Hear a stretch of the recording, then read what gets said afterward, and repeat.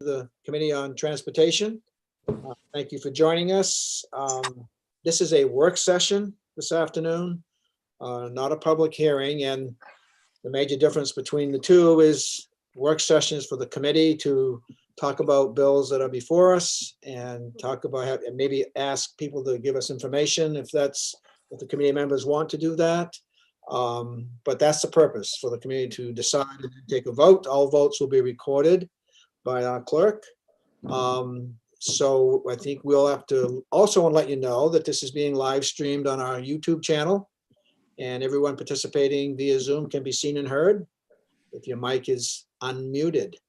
So be aware of that, please. And we will now introduce ourselves, and we'll start with Representative Seaver, which I don't know if Representative Seaver is here today. I am. I'm here. Oh, God. Excellent. Welcome. Good afternoon, Senator and members of the Joint Standing Committee on Transportation. I am Representative Rich Seaver. The lovely towns of Naples, Sebago, Baldwin, Cornish, and Parsonsfield, District 68. Excellent. Thank you for that, sir. Representative Kevin O'Connell. Thank you, sir, and welcome everyone.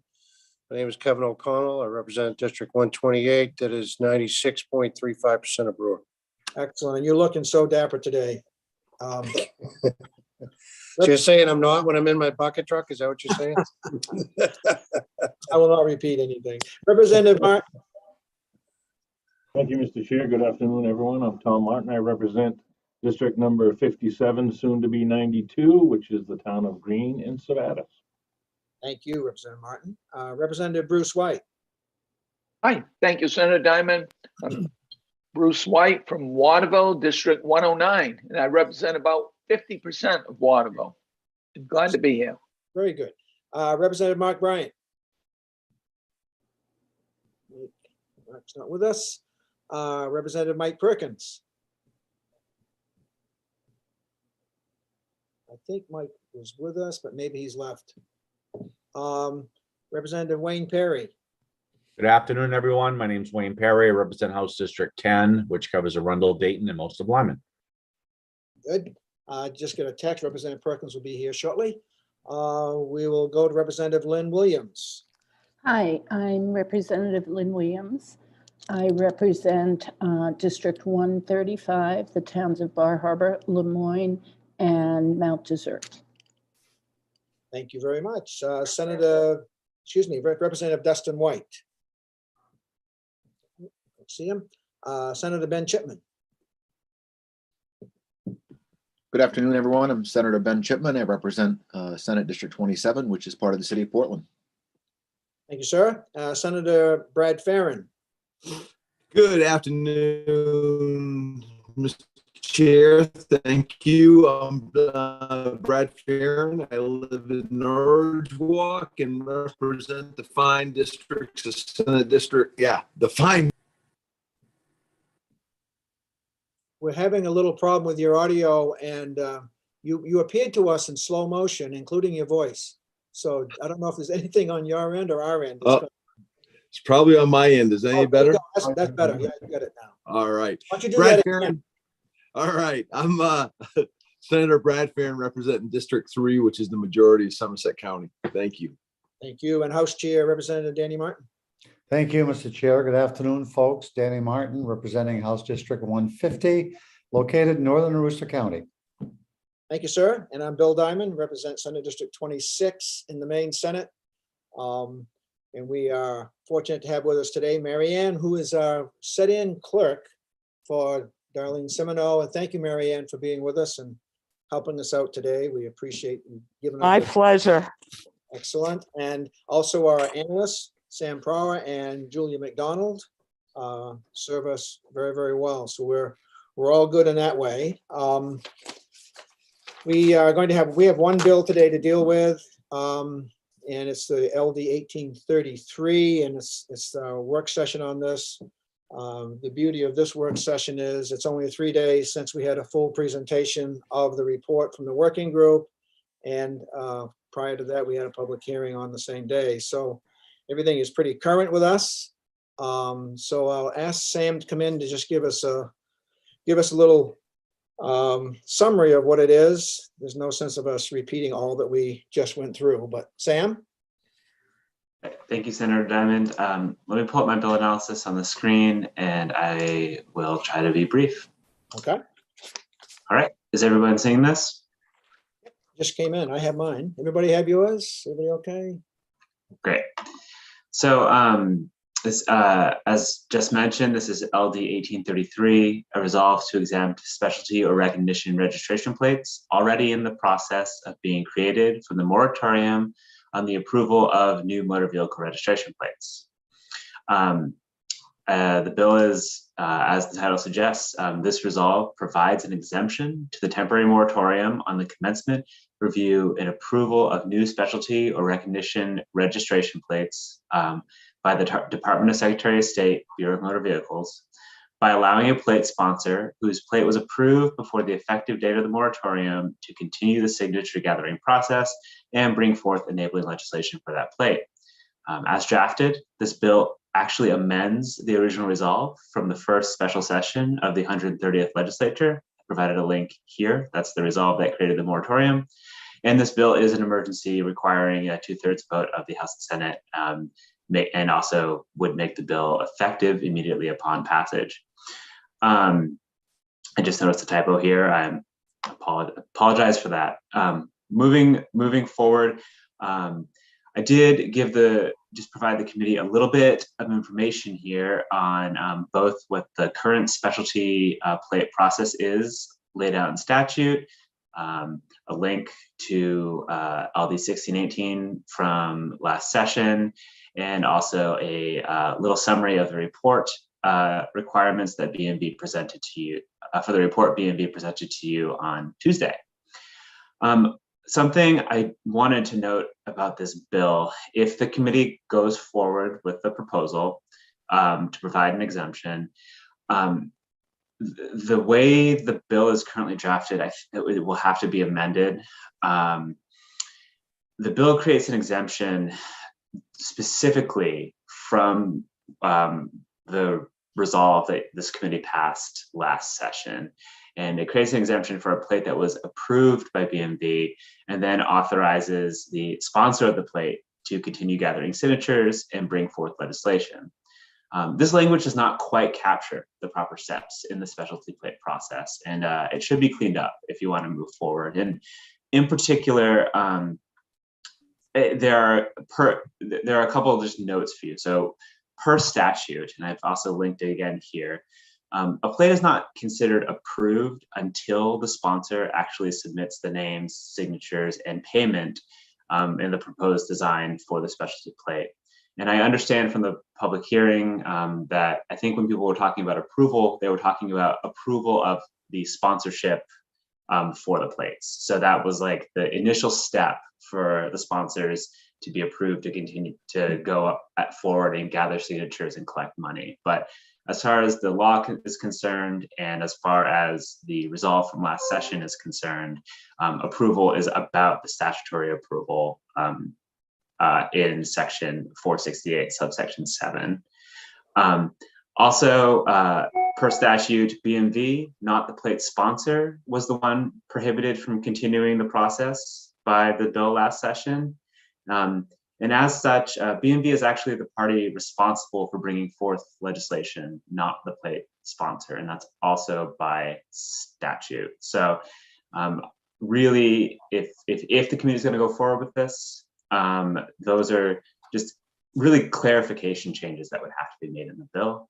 And then I noted here, finally, that the preliminary fiscal impact statement indicates no fiscal impact for this bill. And that's all I have for you, unless there are questions. Questions of Sam? Hold on, I get my participants up here, okay. Seeing none, let's start with a motion, get that done, then we'll go to, Representative Perry. Yeah, maybe I can do this all in one swoop here. I'm kind of siding with Secretary Bellows and the working group who didn't think we should be changing the moratorium we put in last year. I believe that, we need to give the Secretary of State and their people time to work through this process. And I think, in my opinion, that's the way that I'm leaning. So I would make a motion ought not to pass. Second. Motion's made. Is that second be Representative Seabrook? Yes, okay. That- Questions? I think, is Secretary Bellows with us today? I think. I believe she is. Hold on, let me check. It was, Yes, she is. Would you like me to bring her in? I saw her yesterday and I think she wanted to just make one point before we take any action. Okay, she should be coming in any minute now. All right.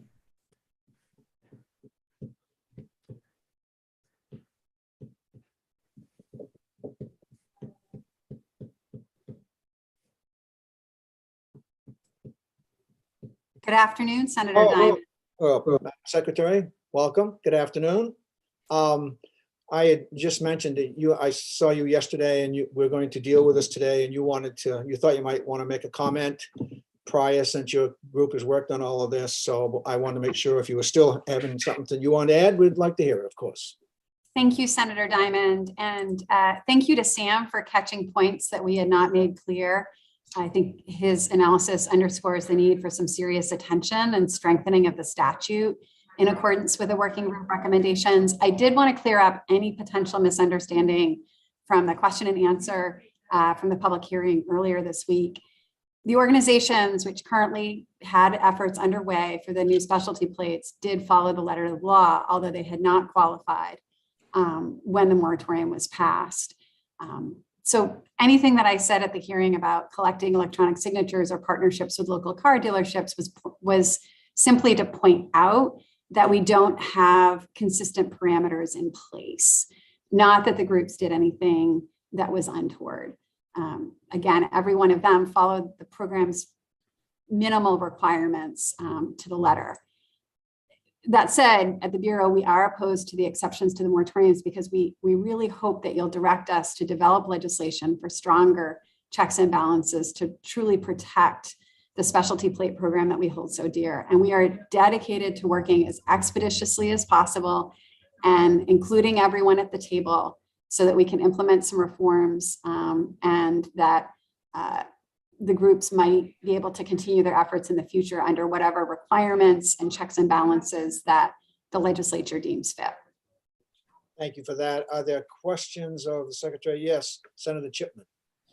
Thank you, Senator Diamond. So I've heard from many constituents on this in my district, some outside my district, but also several in my district that are concerned particularly about the Maine Outdoor Brands plate and the process around that, where them and I guess a couple other groups were given approval to start the process, which at that time, the process, I believe, required 2,000 signatures, and in their case collected 1,600 signatures over 3/4 of the way there when the moratorium was then put in place, and they had to halt that process, but they were well on the way to qualifying. And so I don't want to be the only vote against the bill and make a divided report and all of that, because that's not likely going to be very productive. But I would ask, and I've spoken with Chair Diamond about this and a few other members, if we could send a letter to the department, to Secretary Bellows, basically recognizing and memorializing all the work that went into the work those groups did to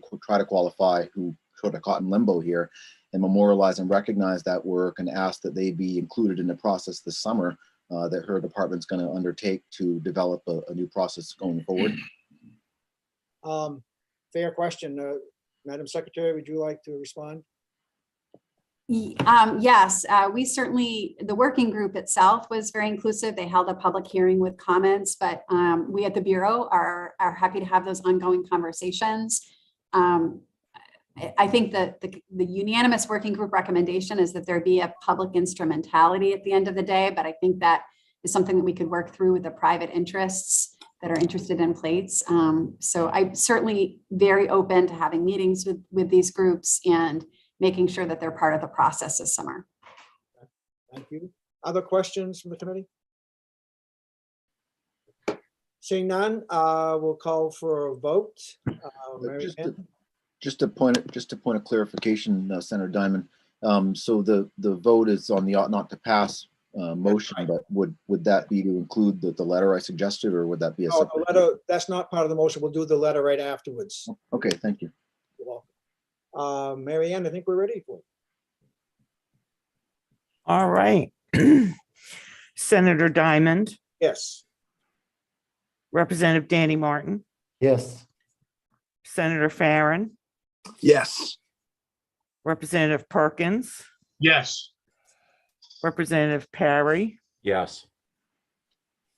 Representative Williams, Yes. Representative White, Bruce White? Yes. Dustin Just- White, Oh, there we go. So I Dustin just wanted White, to all make right, sure. absent. Senator Chipman, Yes. Representative Bryant, Yes. Representative Bruce White, Yes. Thanks for clarifying. Representative Tom Martin, Yes. Representative O'Connell, Yes. and Representative Seabra. Yes. 12 members voting in the affirmative, 1 member absent. Motion ought not to pass as 12-0, so it does prevail. Now, per the letter that was requested and suggested and agreed to by the secretary, is it the wish of the committee that we send such a letter and just to memorialize the fact that people have worked on this and that signatures are collected and they want to be part of the discussions this summer? Representative Bryant. I just want a clarification. Are we identifying anyone or are we just putting a general statement out? General statement. Representative Perry. Yeah, just real quick. Secretary Bell, and this is more of a question about maybe your working group process.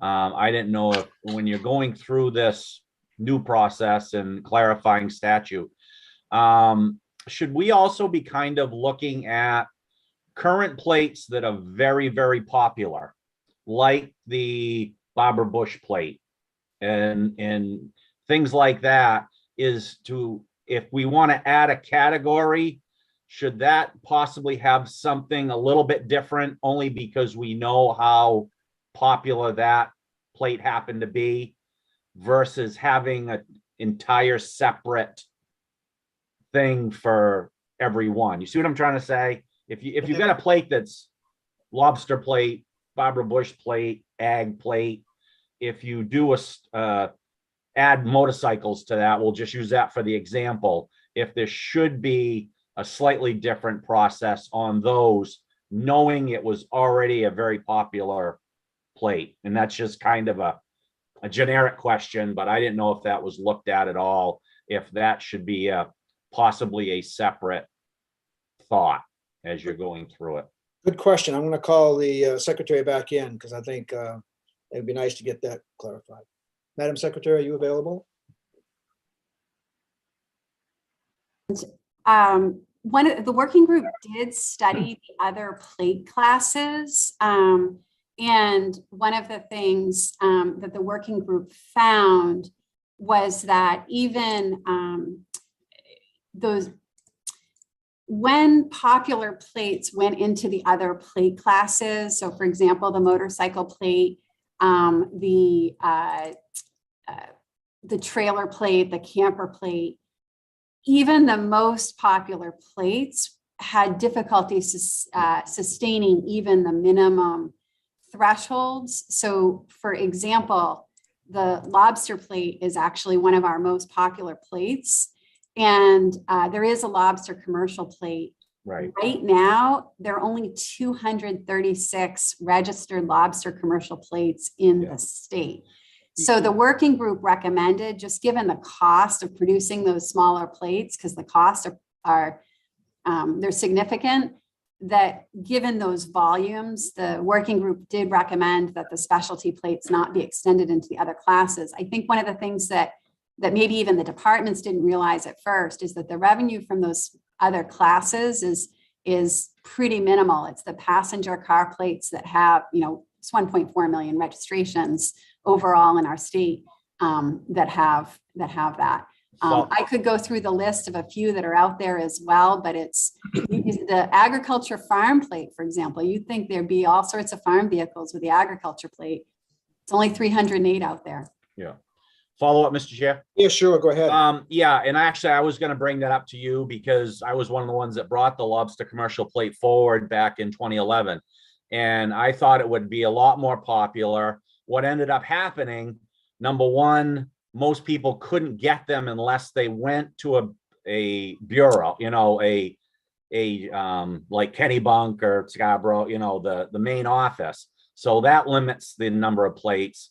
And also with the change in allowing plates to be weighted up, you could weight up a lobster plate to more weight. So you really didn't need the commercial plate. It was at the beginning, you had to have a commercial plate for anything over 10,000. Now you can get a regular lobster plate for 10,000. My thought was too, on another subject, but on that lobster commercial plate, is because there was dedicated numbers. I think it's ARA is the last digits, is just convert all those to regular lobster plates. And with the change, when you get rid of the commercial, is just keep all those numbers because they're part of the whole lobster class. And that way, anybody that has a lobster commercial can keep that same exact number. It just would no longer be a lobster commercial plate. It'd just be a lobster plate. I think that's very doable. Absolutely. Senator Diamond and Representative Martin, with your permission, there's one other thing that I think would be useful in the letter that the working group recommended was, remember the working group pointed out that the general issue plate is 23 years old, which significantly exceeds the AMVA standards as well as the warranty of those plates. So the working group recommended that the legislature direct the department to study and provide a report on a new general issue plate as well. Excellent. You might want to put a notice out to the various school departments because that's where all these usually end up coming from. So that'd be nice. Excellent. We can include that. Other questions, Representative Seabrook? Senator. Two quick comments. It's this vanity plate thing is always something that's been an issue with me because I think it's a real first world struggle, to have a vanity license plate and then put these organizations forward to do these things in such limited numbers. I'm glad I got to read the report, and I'm also I really would like to see a copy of the letter before the committee sends it because I'm not really clear on what the content of this letter, like memorializing somebody's efforts, even though we've stuck with the moratorium, which I think is a very wise thing to do. We put the moratorium in place as a committee. We should stick with it, and we did today. And I really appreciate that, but I really would like to see the letter before you send it. We definitely will make sure every committee member sees the letter. We're going to have to meet again anyway, Representative Seabrook, because there's an after deadline bill and something else that's coming through. I think Representative Perkins has a late bill coming through. So we'll definitely do that. We won't send anything out till everybody in the committee has seen it. Representative Martin. Yeah, thank you, Mr. Chair. I just wanted to, so I kind of tend to agree with with Representative Seabrook. I think we need to see the letter because with all the discussion going on, I want to ensure that all committee members fully understand what's going to be incorporated in that letter. So a language review on the letter or us seeing it prior to submission would be great. Yep, we'll definitely do that. We usually do that. Sometimes we don't because it's too innocuous, but in these cases, because we have another letter to talk about in just a minute. So everybody okay with that? We'll ask Sam to put together a letter and then be reviewed by all the committee and we'll go from there. The other item is the issue. We have a bill by Senator Claxton that was on the Senate calendar asking the Department of Transportation to examine some bridges in terms of safety and suicide. He's had some discussions actually, I guess, several discussions with the department, specifically Deputy Nina Fisher, on the issue, and they all agreed to do it, but the sponsor wanted to withdraw his bill. I tabled it in the Senate, wanted to talk with the committee about it. I'm really not interested in holding a public hearing and then have him leave to withdraw and put us through everything, put all the staff and everybody else through a public hearing process. Since he's come to an agreement, DOT has agreed, and he's asking that we send a letter to DOT, just asking them to look into some of the bridges on suicidal issues. So that's where that one is at the moment. Representative Perry? Yeah, whenever a member wants to withdraw their bill, I'm more than willing to let them. We went to the same school. Well, we didn't both go there. But, sounds good. We were both there, just at different times. Right. Other questions? Representative Bryant? Thank you, Mr. Chair. And you've spoken with the Department of Transportation and confirmed that that's an agreement with them also? I have not spoken with anybody in Department of Transportation, but I definitely will. And I think Danny, I'm not sure, maybe Representative Martin has. I wanted to get. I think we just touched base. Clearly, Senator Claxton has agreed to withdraw the bill if we proceed with the letter. I just want to make sure that we wanted to do it first, Representative Bryant, before I check with them. Make sure you're okay with it. Other questions on that? We'll make sure we get that contact made, and then I can actually leave it on the table. It can die on the table if we proceed with the letter as, and that also would be a letter that you all might want to take a look at. Nothing wrong with that. Anything else? As I say, Representative Perkins has a bill he mentioned to me today, mentioned to us today, that will be coming at us. I'm not sure I don't think it's much of a substantive bill, but certainly important. Representative Perry? Yeah, and there was the other bill too that you were pulling off the table, or? Oh, yeah, that's we're gonna do that next week. That's the one that's on the highway table. Okay. I gotta bring that back and put it in committee so we can deal with it. Okay. As opposed to jumping through all the extra hoops that's required. Representative Martin, are you still up, or are you just leaving your hand? Yeah, no, I just want to, we're back on track for next Tuesday at 1 o'clock. Is that correct? I'm not sure. We need to wait until Representative Perkins' bill is ready. Right. So if it's okay with everybody, we'll wait to be announced kind of thing, because we don't want to meet without a bill necessarily to deal with. And hopefully next Wednesday, I'll get that off the table and get that one back to us. So we'll probably wait until Thursday or following Tuesday, but that's all we have left anyway. Great work, everybody, by the way. That's good. We did a wonderful job, everybody. Anything else from you, Mr. Chair, that you want to bring in or bring up? No, we did a great job. Thank you for committee members for all their good work. Yep. Anybody else on the committee? Anything to share? Anything you want to do before we adjourn and meet? Probably at least a week, maybe. Yeah, probably about another week, or maybe after that. Actually, now that I think of it. Not seeing nothing. Thank you